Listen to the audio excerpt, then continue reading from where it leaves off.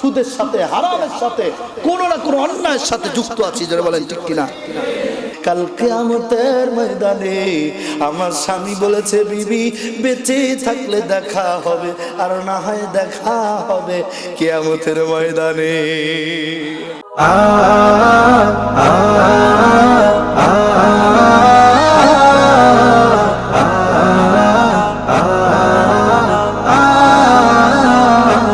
আরো জোরে বলেন, কারা দেশে লতা গাছে কে দিল রে এত বড় কধু, কারা দেশে মৌমাছিরা মৌচাকে দেয় মধু, মাঠের পড়ে কে বিশাল সবুজ শ্যামল ধান, মাঠের পরে কে বিশাল সবুজ শ্যামল ধান,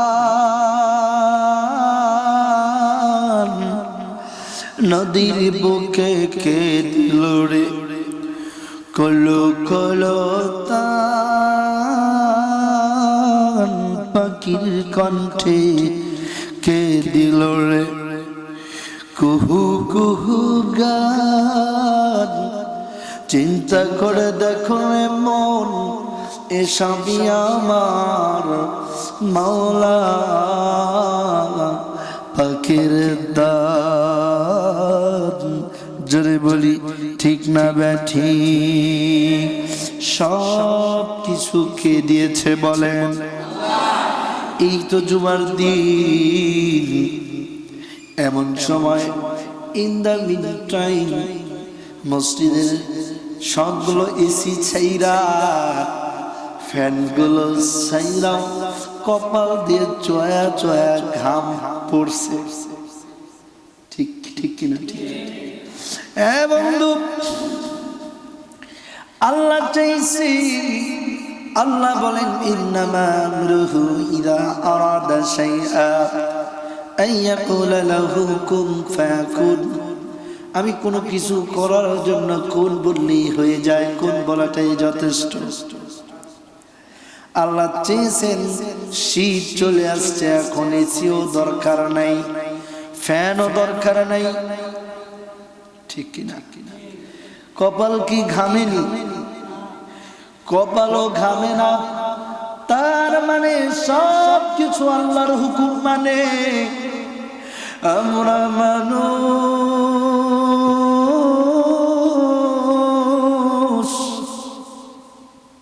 আল্লাহর হুকুম মানি, বলেন বলেন, আল্লাহর হুকুম মানি, আল্লাহর হুকুম মানি।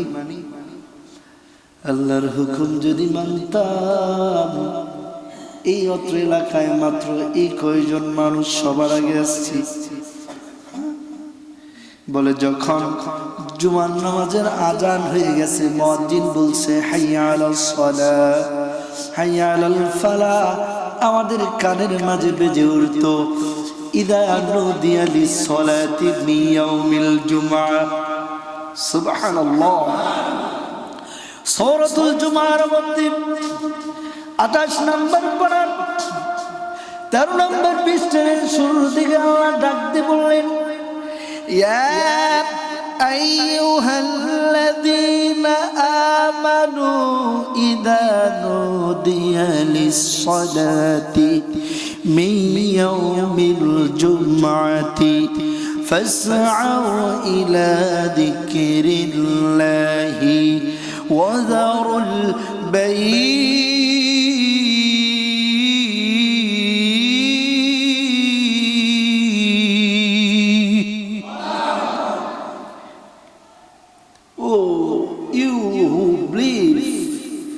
হে বিশ্বাসীগণ, যখন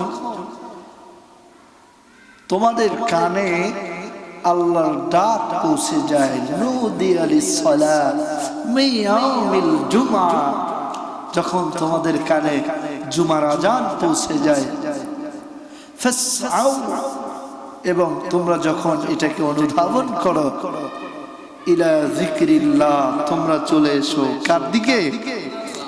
আর যারা বলেন কার দিকে? এজন্য আমি আজকের জুমার বয়ানের শুরুতেই বলবো, এখনো যারা মাইকের আওয়াজ শোনার পরেও দোকানটা চালু রেখেছেন, অতি সত্বর শাটার বন্ধ করে ফেলেন। কারণ বরকত দেওয়ার মালিক কে? জোরে বলতে হবে, রিজিক দেওয়ার মালিক কে? সুস্থ রাখার মালিক কে? হায়াত বাড়িয়ে দেওয়ার মালিক কে? আমি আপনি গায়ের জোরে ব্যবসা করতেই পারি, কারণ দোকান আমার, শাটার বন্ধ করব নাকি করব না, এটা কি হুজুরের কথা মতো করব নাকি? বলেন তো এই কথাটা হুজুরের না কার?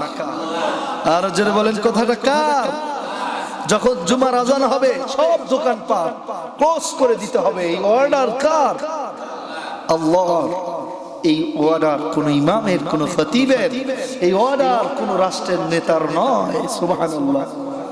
সুতরাং আপনি আমি ভাবছি অনেক ইনকাম হবে, চাষটালে অনেক ভিড়। আল্লাহ বলে চিন্তা করো না, চাষটালে অনেক ভিড়, তোমার ক্রেতারা খায় সুস্বাদু মিষ্টি চার ক্ষীর, আমি আল্লাহ তোমাকে পৌঁছে দেব জাহান্নামের নীড়। জোরে বলেন ঠিক কিনা? শুধু তাই নয়, তোমাকে হসপিটালে হসপিটালে ঘুরাবো, কয় টাকা লাভ করবা? লক্ষ লক্ষ টাকা বের করে দেব, ঠিক কিনা? এই জন্য দোকানপাট ক্লোজ করে দিতে হবে। অর্ডার টাকা আল্লাহ। এই জন্য একটা জিনিস বিশেষ করে দরকার, সেটার নাম হচ্ছে ঈমান দরকার। কি দরকার? কি দরকার? ঈমান দরকার। আমার ভাইরা, আমার বন্ধুগণ, ঈমানদার ছিল সাহাবায়ে কিরাম রাদিয়াল্লাহু তাআলা। এই বাবাজি, এখান থেকে আলোচনাটা শুরু ইনশাআল্লাহ। আপনার আল্লাহর কাছে ফরিয়াদ জানাবেন, আমার আল্লাহ, আমার মাওলা যেন এই জবান দিয়ে কোরআনের কথাগুলো বের করে দেয়। বলি আমিন। আরো জোরে বলি আমিন। বাবাজি, ইমানদার ছিল সাহাবায়ে কিরাম রাদিয়াল্লাহু তাআলা। যুদ্ধের ডেট তারিখ হওয়ার আগেই আমার নবীজি একজন সাহাবীর বিয়ের তারিখ নির্ধারণ করেছে, বাসর রাত নির্ধারণ করেছে। ওই সাহাবীর নাম হইল হযরত হানজালা রাদিয়াল্লাহু আনহু। আমার বাবাজি, হানজালা রাদিয়াল্লাহু তাআলা আনহুম আজমাইন এইবার যুদ্ধে যাওয়ার যখন সময় হয়েছে, নবী আমার ডাক দিয়ে বলে, হানজালা রে, ও হানজালা, আর দেরি কইরো না রে হানজালা। আমি বলে দিলাম আজকে তোমার ফুল সজ্জা, আজকে তোমার বাসর রাত, আজকে তোমার ফুল সজ্জার রাত্রে। হানজালা, তুমি যাও, তোমার দায়িত্ব পালন করো। জোরে বলি সুবহানাল্লাহ। নবীজির সাহাবী আমার নবীজির উপরে কোনো কথা বলতে পারলেন না। সাহাবী হানজালা আস্তে করিয়া নবীজিকে সালাম দিয়া মনক্ষুণ্ণ হইয়া বিবির কাছে চলে গেল। রুমের মধ্যে ঢুকতেই দেখে ঘুমটা দিয়া মশারির নিচে সাজানো গোছানো রুমের মধ্যে খাটিয়ার উপরে একজন সুন্দরী রমণী রূপসী একজন নারী বসা। এই নারী হানজালা রাদিয়াল্লাহু তাআলা আনহুর স্ত্রী। জোরে বলি সুবহানাল্লাহ।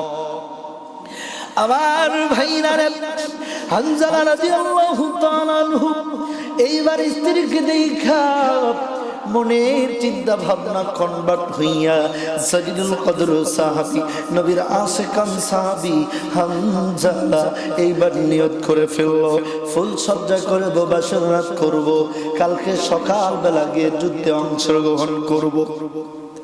আমার ভাইরা, কেমন ইমানদার হইলে দোকান বন্ধ করা যায়, কেমন ইমানদার হইলে সব কিছু ক্লোজ করে দেওয়া যায়, কেমন ইমানদার হইলে আল্লাহর রাস্তায় জীবন দেয়া যায়। সুবহানাল্লাহ। হানজালা রাদিয়াল্লাহু তাআলা আনহু আমার নবীজির সাহাবী, ফুল সজ্জার রাত বাসর রাত বাবাজি, আমাদের অনেকের জীবনেই বাসর রাতটা হয়েছে। সত্যি একটা কথা বলতেই হয়, এই রাতটা সত্যি স্পেশাল। এই স্পেশালটা করে দিয়েছেন কে? আর জোরে বলতে হবে কে? হানজালা রাদিয়াল্লাহু তাআলা আনহু জলিলুল কদর সাহাবী, গভীর রাত্রি বেলায় ঘুম থেকে জাগ্রত হয়েছে। হানজালা আস্তে করে ডাকতে বলল, বিবি রে, বিবি দে তোর দে, বিবি ফরজ গোসলটা দিয়ে আসি। এইবার গোসল করার জন্য যখন বাইরে যাবে, দেখে পুরা মদিনা কান্নার হিল্লিক পড়ে গিয়েছে। পুরা মদিনায় মানুষগুলো কান্নাকাটি করতেছে। কে যেন বলতেছে, রে নবী নাই, নবীজি উহুদ প্রান্তে শাহাদাত বরণ করেছে। হযরত হানজালা রাদিয়াল্লাহু তাআলা আনহু আস্তে গড়িয়ে গায়ের উপর থেকে চাদরগুলো ফেলে দিয়া দৌড় দিয়ে চলে আসছেন বিবির কাছে। ডাকতে বলে, বিবি বিবি দেখো খাটিয়ার পাশে তরবারি রাখা আছে, দেরে বিবি তরবারিটা, বেঁচে থাকলে দেখা হবে, না হয় দেখা হবে কিয়ামতের ময়দানে। ডাক দিয়ে বললেন, স্বামী গো, আপনি না ফরজ গোসল দিবেন না স্বামী? ডাক দিয়ে বললেন, বিবি আমি মাত্রই শুনতে পেরেছি রে বিবি, আমার নবী নাই, কার জন্য গোসল দেব রে বিবি? তরবারিটা লইয়া হযরত হানজালা রাদিয়াল্লাহু তাআলা আনহু আর দেরি করে নাই, হযরত হানজালা রাদিয়াল্লাহু তাআলা আনহু উহুদ প্রান্তে চলে গেছে। এমন সময় হযরত সুহাইব রাদিয়াল্লাহু তাআলা আনহু সহ কিছু সাহাবী হানজালার কানে দিয়ে দিয়েছে, রে নবী নাই, নবীজি দুনিয়া থেকে চলে গিয়েছে। হযরত হানজালা রাদিয়াল্লাহু তাআলা ইতিমধ্যে কাফেরদের সামনে তরবারি পৌঁছে গেছেন। হানজালা সাহাবী কাফেরদের সামনে যখন চলে গিয়েছে, কারা যেন রে সেই সুরঙ্গা পথের যেইখানে নবীজি বলেছেন এইখান থেকে সরিও না, এইখান কখনোই সরবা না, এই গেটটা তোমরা দখলে রাখবা, এই গেট দিয়ে যেন কেউ ঢুকতে না পারে। আমি নবী নির্দেশ দিলে এই গেটটা তোমরা উন্মুক্ত করে দিবা। আব্দুল্লাহ বিন উবাইয়ের নেতৃত্বে উহুদের যুদ্ধ হচ্ছিল। আব্দুল্লাহ ইবনে উবাই মুনাফিক ছিল। এই আব্দুল্লাহ ইবনে উবাই সাহাবীদেরকে ডাক দিয়ে বললেন, 300 সাহাবী শোনো, আমি তোমাদের ঘোষণা দিলাম, আমি তোমাদের লিডার, আমি তোমাদেরকে বলে দিলাম নবীজির কথা অনুযায়ী এই গেটটা কে রাখতে হবে। তবে শোনো, আমি বললাম এখন যুদ্ধে মুসলমান বিজয়ী হয়েছে, চলো আমরা যাই, নবী নাই, নবীজির লাশের কাছে চলে যাই। আমার নবীজির সাহাবী হানজালা মতো অবস্থায় গেটের সামনে পৌঁছে গিয়েছেন। কাফেররা দেখছেন গেটটা উন্মুক্ত। আমার নবীজি কথা অনুযায়ী কাফেররা গেট দিয়ে প্রবেশ করেছে। হানজালাকে পাইয়া কাফেররা হানজালাকে বল্লম দিয়ে আঘাত করেছে। শত শত বল্লম তীর হানজালার শরীরের মধ্যে ঢুকেছে। একজন কাফের বেঈমান হানজালার গলা কেটে ফেলেছে রে। নবীজির সাহাবী হানজালা নাপাক অবস্থায় দুনিয়া থেকে চলে গিয়েছে। আমার নবীজির সাহাবী হানজালা শাহাদাত বরণ করে দুনিয়া থেকে চলে গেল। আমার নবীজির সাহাবী দুনিয়া থেকে চলে যাওয়ার পর কিছুক্ষণ পর নবীজির হুঁশ আসলো। দেখলো নবীজির দন্দন মোবারক শহীদ হয়ে গিয়েছে, নবীজির দুটা দাঁত ভেঙে পড়ে গিয়েছে। আবার নবীজি সাহাবায়ে কিরামকে ডাকতে বললেন, সাহাবীরা রে, প্রাথমিক অবস্থায় আমরা জিতে গেলাম, পরক্ষণে কি হলো বলো? সাহাবায়ে কিরাম বললেন, ইয়া রাসূলুল্লাহ, আব্দুল্লাহ বিন উবাই পাহাড়ের চিপায় যে দরজা, ওই দরজার সাহাবীদেরকে সরায় ফেলছে। বলে আব্দুল্লাহ বিন উবাই টাকা পেয়ে, অর্থ পেয়ে, রাজত্ব পেয়ে আব্দুল্লাহ বিন উবাই ধর্মকে বিক্রি করে মুনাফিক হয়ে গিয়েছে। আমার ভাইয়েরা, আমার বন্ধুগণ, নবীজির সাহাবী মৃতদেহ শহীদ হয়ে পড়ে আছেন, রক্তে রঞ্জিত। আমার নবীজি সাহাবীদের কাছে বর্ণনা শুইনা, আমার নবীজি যুদ্ধে থেকে যখন বিজয়ী নিয়ে রওনা হয়, এমন সময় একজন নারী দাঁড়ায় দাঁড়ায় কাঁদতেছে আর সাহাবীদেরকে ডেকে ডেকে বলতেছে, সাহাবীরা তোমরা আমাকে সঠিক সংবাদটা দাও, ও সাহাবীরা তোমরা আমাকে জানায় দাও, বলো তো বলো তো আমার রাহমাতাল লিল আলামিন নবীজি কেমন আছে? মহিলার প্রশ্নের জবাবে সাহাবায়ে কিরাম ডাকতে বললেন, আল্লাহর বান্দি, তোমার নবীজি ভালো আছেন। ও আল্লাহর বান্দি, তুমি ভাবে রাস্তায় কেন দাঁড়ায় কাঁদতেছো?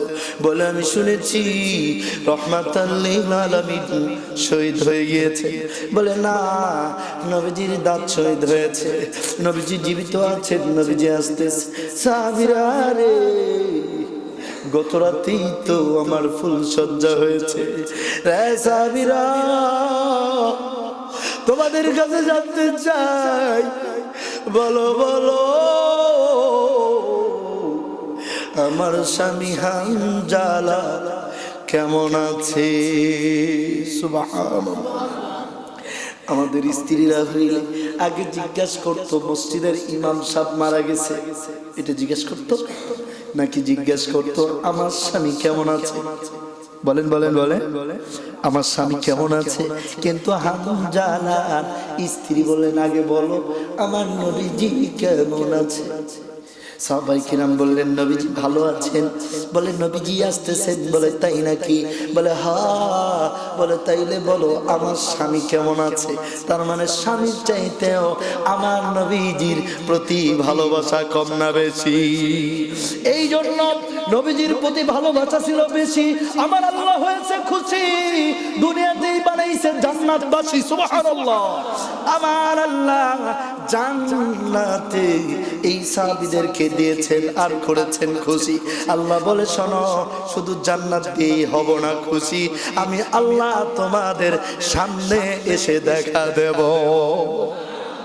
আবার মহিলাটা ডাকতে বললেন, নবীজির জানতে চাই, বলো বলো আমার স্বামী কেমন আছে? ওরে আল্লাহর বান্দি, তোমার স্বামী শাহাদাত বরণ করেছে। বলে আল্লাহু আকবার কবীরা, আমি একটু মন খারাপ করি নাই। কাল কিয়ামতের ময়দানে আমার স্বামী বলেছে, বিবি বেঁচে থাকলে দেখা হবে, আর না হয় দেখা হবে কিয়ামতের ময়দানে। আমি একটু বেজার হয়ে নাই, একটু মনটা খারাপ হয় নাই। কিয়ামতের ময়দানে আমি হানজালার স্ত্রী হয়ে উঠতে চাই। সুবহানাল্লাহ। ডাক দিয়ে বললেন, আল্লাহর বান্দি কেন দাঁড়ায় আছো বলো? এইখান দিয়ে তো সাহাবায়ে কেরাম যাচ্ছে। বলে আমি দাঁড়ায় আছি, আমি আমার নবীজির কাছে একটা খবর পৌঁছায় দিতে চাই। বলে কি খবর বলতে চাও? বললো আমি আমার পারের নবীর কাছে গিয়ে দাঁড়ায় আমার নবীকে বলতে চাই, নবী গো, শহীদদের লাশ আপনি দাফন করবেন। ইয়া রাসূলুল্লাহ, শহীদদের লাশ তো আপনি গোসল দিবেন না, রক্তাক্ত অবস্থায় আপনি দাফন করবেন। ইয়া রাসূলুল্লাহ, ইয়া হাবিবাল্লাহ, নবীজি আমি আপনাকে বলতে চাই, ও নবী আপনি আমার স্বামীকে গোসল দিবেন। আমার স্বামী রাত্রি বাসর সজ্জা করেছে, ফুল সজ্জা করেছে, আমার স্বামী গোসল করতে বাইরে গিয়েছে। কি যেন বলেছে রে, হানজালা নবী নাই রে, তুমি কার জন্য গোসল দিবা রে হানজালা? নবীজির সাহাবী, আমার স্বামী শুই না, ফরজ গোসলের কাপড় চোপড় ফালায় তরবারি লইয়া যুদ্ধে চলে গেছে। যাও রে, আমার নবীজিকে বলে দিও আমার নবীজি যেন হামজালা লাশটাকে গোসল দেয়। আমার নবীজি সাহাবীদেরকে বললেন, সাহাবীরা শহীদদের লাশগুলোকে জড়ো করো, শহীদদের লাশগুলোকে একত্রিত করো। 70 জনের উপরে শাহাদাত বরণ করেছে, অধিক সাহাবী শাহাদাত বরণ করেছে। সাহাবায়ে কিরাম ডাক দিয়ে বললেন, নবীজি আমরা শহীদদের লাশ একত্রিত করেছি। বলে, ও সাহাবীরা একজন সাহাবীর লাশটাকে খুঁজে খুঁজে বের করো। বলে, ইয়া রাসূলুল্লাহ কার লাশ? বলে, হামজালার লাশ। নবীজি সাহাবীদেরকে অর্ডার দিলেন, সাহাবায়ে কিরাম চিরুনি তল্লাশি দাও। একটু জিকির করেন, সুবহানাল্লাহ।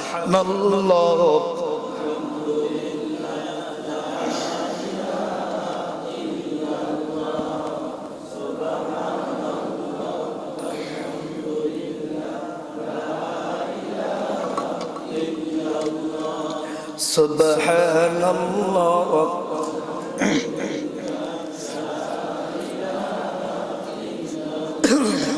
সুবহানাল্লাহ।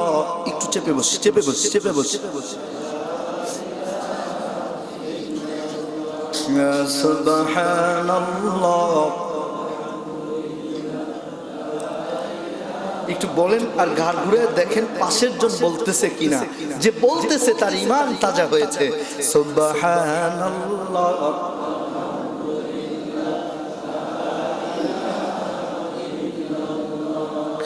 সুবহান লা হে সুবহানাল্লাহ।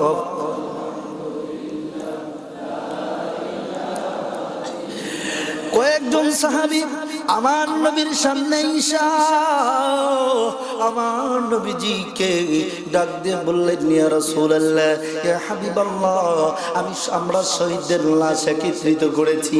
আমার নবীজি বললেন, সাহাবীরা রে দেখো তো হামজালার লাশ খুঁজে পাওয়া যায় নাকি? সাহাবায়ে কিরাম বললেন, ইয়া রাসূলুল্লাহ হামজালার লাশ এই উহুদের প্রান্তে কোথাও খুঁজে পাওয়া যায় না।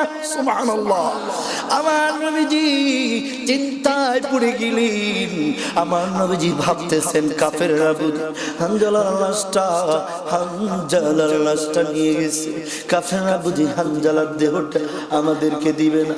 রে সাহাবীরা রে, হামজালার বিবির লাশটা চায়, দেহটা একটু দেখতে চায়। হামজালার বিবি আমাদের কাছে খবরটা পৌঁছে দিয়েছেন, একটু হামজালাকে দরকার, হামজালার লাশটা একটু দেখবেন।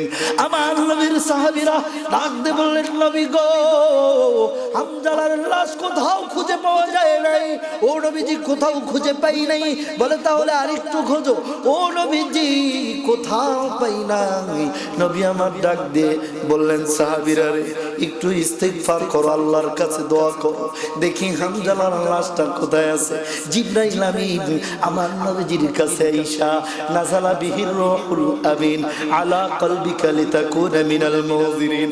আমার নবীজির কাছে আইসা জিবরাইল ডাক দিয়ে বললেন, নবীজি হামজালার লাশ নিয়ে চিন্তা করবেন না, আমার আল্লাহ ফেরেশতা দিয়া হামজালার লাশ আসমানে নিয়া হাউজে কাউসারে পানি দিয়া সুন্দর করে গোসল দিয়ে দিচ্ছে। আমার ভাইরা, আমার নবীজি বলেন, সাহাবীরা রে চিন্তার কোনো কারণ নাই, আমাকে একটু সময় দাও, হামজালার লাশ খুব শীঘ্রই চলে আসবে। কিছুক্ষণ পর নবীজির সামনে হামজালার লাশ ভেসে উঠল। আমার নবীজি বললেন, সাহাবীরা রে হামজালার লাশটা নিয়ে আসো। হামজালার বিবি হামজালাকে নাপাক অবস্থায় ছেড়ে দিয়েছে। এইবার সাহাবায়ে কিরাম বললেন, ইয়া রাসূলুল্লাহ তাহলে আমরা জলদি করে পানি নিয়ে আসি, আমরা কাপড় চোপড় নিয়ে আসি। ও নবীজি আমরা হামজালাকে গোসল দিয়ে দাফন করব। আমার নবীজি বললেন, সাহাবীরা নির্ভর তোমরা হামজালার লাশটা একটু লক্ষ্য করো, উনজুর হামজালার লাশটা দেখো। সাহাবায়ে কিরাম বললেন, নবীজি আমরা হামজালার লাশ উপলব্ধি করে যখন দেখতেছিলাম, আমরা দেখলাম হামজালার লাশটা যেন সবে মাত্র উত্তম পানি দ্বারা গোসল করে নিয়ে আসা হয়েছে। আমার ভাইয়া, আমার বন্ধুগণ, সাহাবায়ে কেরামের অধিক গুণাবলী ছিল, তার মধ্যে ছয়টা গুণাবলী ছিল সাহাবীদের।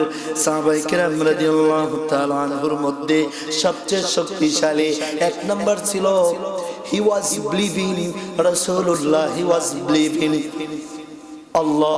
সাহাবায়ে কিরাম আল্লাহ এবং নবীজিকে সবচেয়ে বেশি বিশ্বাস করতেন, সবচেয়ে বেশি ঈমানওয়ালা ছিলেন। এমন ঈমানওয়ালা ছিলেন সাহাবায়ে কিরাম নিজেদের চিন্তা করতেন না, আগে নবীজির চিন্তা করতেন। জোরে বলেন ঠিক না বেঠি? এই জন্য সর্বপ্রথম ঈমান আনা লাগবে। আন ইবনে ওমর রাদিয়াল্লাহু তাআলা আনহু তে বর্ণিত মিশকাতুল মাসাবিহির হাদিস, নবীজি বর্ণনা করেন আন ইবনে ওমর রাদিয়াল্লাহু তাআলা আনহু قال قال النبي صلى الله عليه وسلم, নবীজি সাহাবী হাদিসটা বর্ণনা করেন, তিনি বলেন নবীজি হাদিস বর্ণনা করেছেন। আমার বাবাজি ছয়টা কথা আমি বলবো। এই হাদিসে 5টা বিষয় উল্লেখ করা হয়েছে, অন্য হাদিসে আর একটা বিষয় উল্লেখ করা হয়েছে। এই জন্য আমি বলি সাহাবায়ে কেরামের অনেকগুলো গুণ ছিল, তার মধ্যে 6টা গুণে গুণান্বিত ছিল। কয়টা? আরো জোরে জোরসে বলেন কয়টা? এই সাউন্ড হইলে আগামী নির্বাচনে আরো জোরে বলতে হবে। সাহাবায়ে কেরামের কয়টা গুণ ছিল? এইবার ঠিক আছে, এইবার মনে হইতেছে না নির্বাচন করা যায়। কয়টা গুণ? 6টা। তার মধ্যে প্রথম নাম্বার গুণ ছিল সাহাবায়ে কেরাম রাদিয়াল্লাহু তাআলা আনহুম আজমাইন শক্তিশালী মজবুত ওয়ালা ঈমান ওয়ালা ছিল। সুবহানাল্লাহ। এই প্রাসঙ্গিক প্রসঙ্গটা প্রায় 3য় সপ্তাহব্যাপী চলছে, ফলে আমি ঈমানের ব্যাপারটা এখানে ক্লোজ করছি। তবে প্লিজ ভাইজান, আমরা 3টা কাজ ঈমান যার আছে তার সর্বপ্রথম আল্লাহর হুকুম, তার উপরে 3টা। 1 নাম্বার হলো যে ঈমান ওয়ালা হবে সে কখনোই সুদকে সমর্থন করতে পারে। এটা হচ্ছে 1 নাম্বার ঈমানওয়ালার কাজ। 2 নাম্বার ঈমানওয়ালার কাজ হইল সমাজে একজন ঈমানদার কখনো জিনা ব্যভিচার হতে দিতে পারে। আজকে সুদের ব্যাপক ব্যাখ্যা, আমরা চরম হারে সুদ খাই। Don't mind please. কেন কথাটা বললাম? আমরা ঈমানদার দাবি করি, কিন্তু আমরা সুদ ছাড়তে পারি না। আমরা একটু কলা কৌশলে খাই, কিন্তু আমাদের চোখে পড়ে বিশাল বিশাল ভবন। আমাদের চোখে আহা রিকশাওয়ালা যে সুদ খায় সেটা আমাদের চোখে পড়ে না। আমরা বয়ান করলেই আমরা মনে করি যে আমি 10 তলার মালিক, হুজুর মনে হয় আমাকে বলছে না। আমরা ছোট থেকে ছোট মানুষ আজকে সুদের সাথে জড়িত। আপনি আশেপাশেই দেখবেন সপ্তাহে 600 টাকা 500 টাকা কিস্তি, মাসে 20,000 টাকা সুদের উপরে লোন, তারপরেও করছে। আরে ভাই, যারা করছে 1 কোটি 2 কোটি 5 কোটি, ওরা আখিরাত হারাইলেও দুনিয়াটা তো শক্ত করে ধরছে। বুঝেন না? ধরেন আমি 100 কোটি টাকা লোন করছি, বিশাল বড় একটা ফ্যাক্টরি করছি। একজন এফ রহমান, সে 37,000 কোটি টাকা এক ব্যাংক থেকে লোন নিচ্ছে। আরে ভাই, সে আখিরাত যদি নাও পায়, কথার কথা, সে দুনিয়াটাকে এমন ভাবে ধরছে যে তার নামের আগে এফ রহমান লাগানো হয়। সে দুনিয়ায় নাম কামাইছে। কিন্তু আমরা যে 20,000 টাকা লোন করে সুদের সাথে সম্পৃক্ত হয়েছি, আমরা তো 10 তলা বাড়ি করতে পারি নাই। নুন আনতে তেল শেষ, নুন আনতে আনতে পারছি। তো আমরা কোন দুঃখে সুদের সাথে জড়িত হয়েছি? সুদের বয়ান করলে আমরা মনে করি মনে হয় ওই 10 তলার মালিককে বলতেছে। আরে ভাই, আমরা সমাজের নিম্ন শ্রেণীর মানুষ, আমরা 15-20,000 টাকা বেতনে চাকরি করি, আমরা কেন সুদ খাই? ধরলাম ওই লোকটা আখিরাত ভুলে গেছে, ওই লোকের ঈমান দুর্বল। আপনার আমার কেন ঈমানের এই অবস্থা? আপনি আমি কেন 20,000 টাকা সুদের উপরে নিছি? কেন? কষ্ট করে চলা যায় না? সুদের বয়ান করলে আমরা মনে করি যে হুজুর মনে হয় অমুকরে বলতেছে, তমুকরে বলতেছে। আমি 500 কোটি টাকা লোন করছি, হুজুর মনে হয় আমাকে বলতেছে। না, আপনাকে থেকে শুরু করে 1000 না 37,000 কোটি টাকা, যেই টাকা দিয়ে পদ্মা সেতু করা যেত, এই এফ রহমান থেকে শুরু করে বর্তমান প্রধান উপদেষ্টা মন্ডলী থেকে শুরু করে নিম্ন শ্রেণীর 100 টাকাও যে সাপ্তাহিক কিস্তিতে লাভ দেয়, সুদ দেয়, সেও সূক্ষ্ম। জোরে বলেন, জোরে বলেন। আফসোস লাগে। আমি উদাহরণটা আগেও দিয়েছি, একজন রিক্সাওয়ালা, আমি ওনার গাড়িতে উঠে, প্লিজ রাগ করবেন না,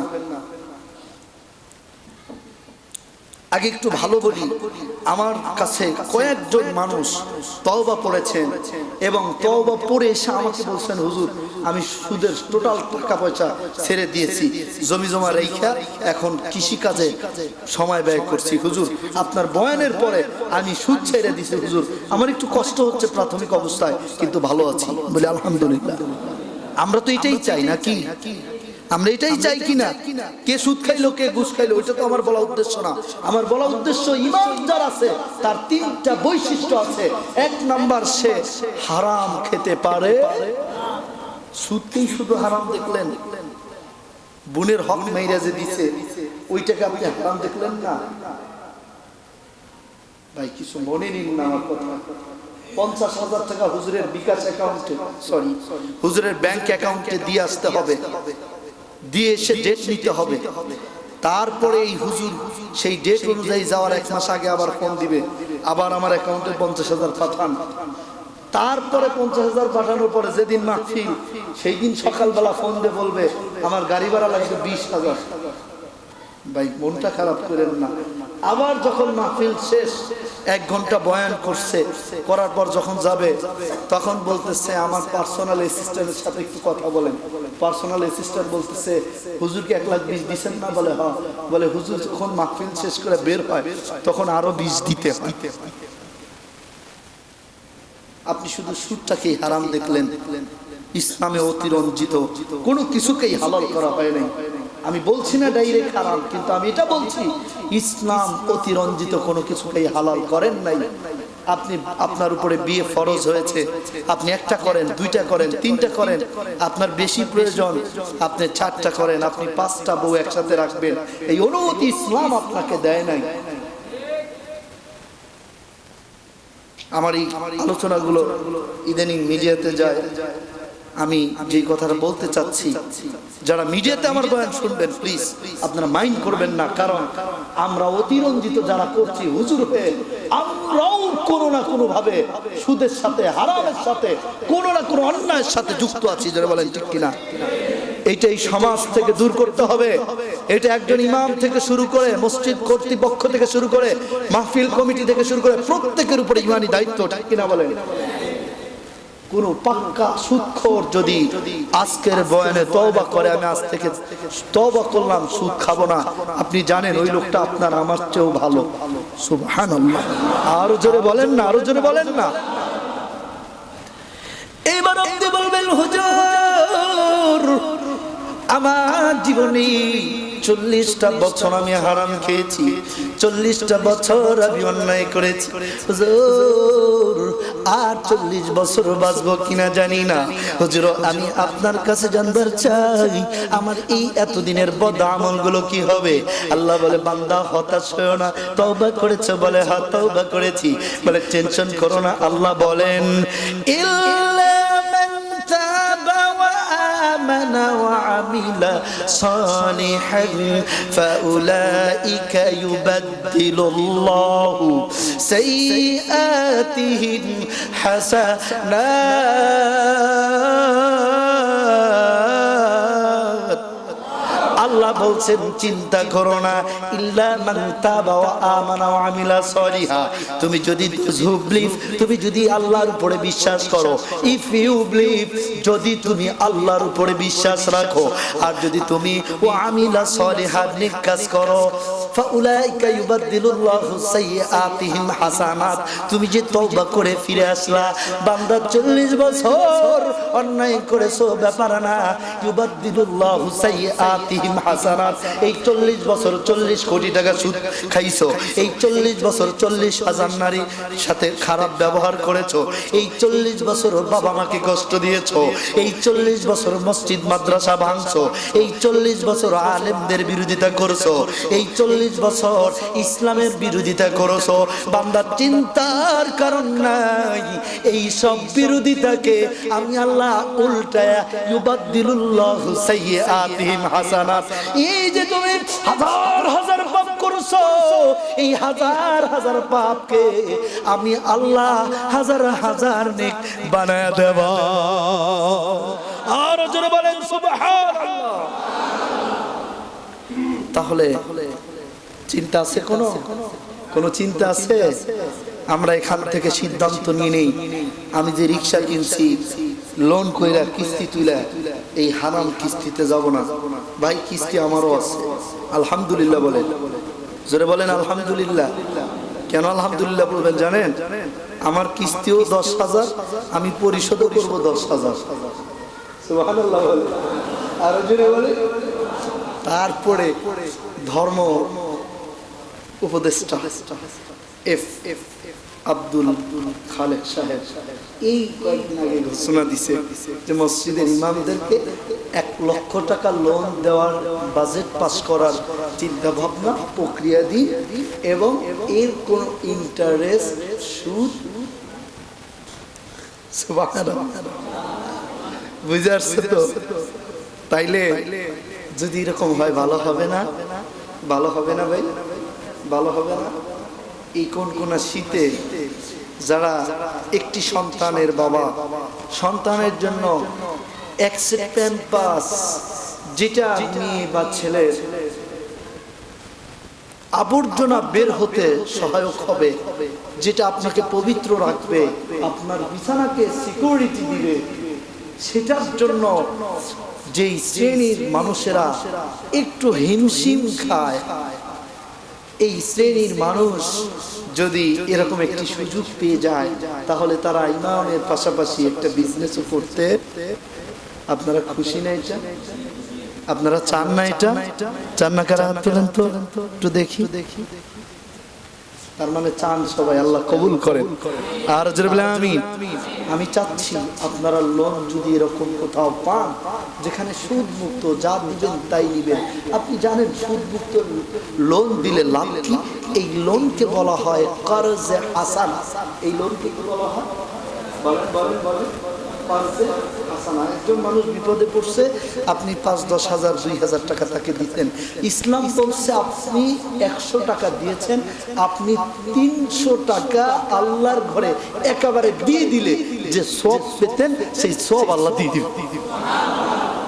আবার ভাই মানুষও মাইন্ড করেন না? মানুষও নেওয়ার সময় কি দুলাভাই, আরে বোন জামাই, আরে মেয়ের জামাই, আহার আদরের দুলালি দোস্ত, তুই আমার জীবনের সব রে, একটু বিপদে পড়ছি, তুই দিবি না? টাকা নেওয়াও শেষ, ফোন দেওয়াও শেষ। বলেন বলেন বলেন বলেন। আবার যদি কিস্তিতে সুদের উপরে নেয়, তাইলে মাসের 10 তারিখে দেওয়ার কথা 9 তারিখে যা বলে, ভাই মন খারাপ করেন না, সামনে মাসে আরো একদিন আগে কিস্তিটা দেব। বলেন বলেন বলেন। সমাজের দুইটা সেক্টরই ঠিক করতে হবে। যিনি নিবেন তাকে আমানতদার হতে হবে, যিনি দিবেন তাকে সহনশীল হতে হবে। কেন বললাম জানেন? আজকে আমাদের সমাজে হাওলাত বিলুপ্ত হয়ে গেছে। কর্জে হাসানা উঠে যাওয়ার 1 নাম্বার কারণ হলো আমরা যারা নেই তারা ঠিকমতো পরিশোধ করি না। এখন আপনি টাকাওয়ালারে দোষ দিবেন, আপনি আমি তো ভালো না, কারণ আপনি আমি গরিব, আপনি আমি যার থেকে টাকাটা দিচ্ছি, হে বেচারা তো টাকা দিয়ে চরম বিপদ। কি বিপদে পড়ছে না? এখন টাকাটা চাইতেও পারে, আবার নিজেরও দরকার। লাস্টে একবার যখন চাইতে যায় তখন ভাই 15 তারিখে ফোন করতো। পরের দিন ভাই কালকে ফোন দিছিলেন, আমি তো ব্যস্ত ছিলাম, ভাই আমি সামনে মাসে 20 তারিখে দেবো। সামনে মাসে 20 তারিখে ওনার খবরই নাই। 25 তারিখে যাবো, ভাই 2 মাস পর দেবো, আপনি টেনশন করেন না। 2 মাস পর যখন ফোন দিচ্ছে তখন এই মিয়া 10,000 টাকা হাওলাত নিয়ে আমি বিপদে পড়ছি না, আপনি বারবার ফোন দেন। বাপরে, যে টাকাটা দিতে সে চরম বিপদে, সে এখন ঝাড়ি খেতেছে। বলেন বলেন বলেন বলেন কেন ভাই? সমাজ থেকে হারাম দূর করতে হলে আমাদের দুই শ্রেণীর মানুষকেই সব সত্যবাদী হতে হবে, সত্যনিষ্ঠাবান হতে হবে, ঠিক কিনা বলেন? এটা হচ্ছে ইমানদারের প্রথম শর্ত। এটা ইমানদারের কি শর্ত? 2 নাম্বার, সাহাবায়ে কিরাম ডাক দিয়ে বললেন, নবীজি ঈমান আনার পরে আমাদের কাজটা কি বলেন? নবীজি বলেন, শোনো, 5টা কাজ। বুনিয়াল ইসলাম খামসিন আলা শাহাদা আল্লাহ ইলাহা ইল্লাল্লাহ। নবীজি বলেন, 1 নাম্বার ঈমান আনবা, সাহাবায়ে কিরামের মতো ঈমান আনবা। ই বন্ধু, সাহাবায়ে কিরাম কেমন আমানতদার ছিলেন? আমার বাবাজি, সাহাবায়ে কিরাম কেমন মুত্তাকি, কেমন সত্যবাদী ছিলেন। আল্লাহ যদি বাঁচা রাখে, আগামী জুমায় ইনশাআল্লাহ তাসিন পাস একটু একটু আলোচনা করব ইনশাআল্লাহ।